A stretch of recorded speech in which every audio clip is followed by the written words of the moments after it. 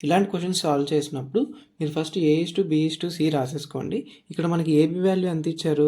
7:9. అది 7, 9 ఈ కింద రాసేసుకోండి ఏబీ వాల్యూ కింద. బీసీ వాల్యూ ఎంత ఇచ్చారు? 3:5. అది దీని కింద రాసుకోండి 3, 5 అని. ఇప్పుడు మనకి ఇక్కడ ఒక ఎంటీ ప్లేస్, ఇక్కడ ఒక ఎంటీ ప్లేస్ మిగిలిపోయింది. ఇప్పుడు మీరు ఏం చేయాలంటే దానికోసం ఈ ఎంటీ ప్లేస్ పక్కన ఏదైతే నెంబర్ ఉంటుందో అదే ప్లేస్ ఇక్కడ వస్తుంది అనమాట. ఇప్పుడు ఈ ఎంటీ ప్లేస్కి లెఫ్ట్ సైడ్లో ఏదైనా నెంబర్ ఉందా? లేదు కదా. రైట్ సైడ్లో ఏముంది? 3 ఉంది. అంటే ఈ ఎంటీ ప్లేస్లో 3 వస్తుంది. ఇప్పుడు ఈ ఎంటీ ప్లేస్లో చూసుకుంటే దీని రైట్ సైడ్లో ఏమైనా నెంబర్ ఉందా? లేదు. కానీ లెఫ్ట్ సైడ్లో 9 ఉంది. సో ఇక్కడ కూడా 9 వస్తుంది.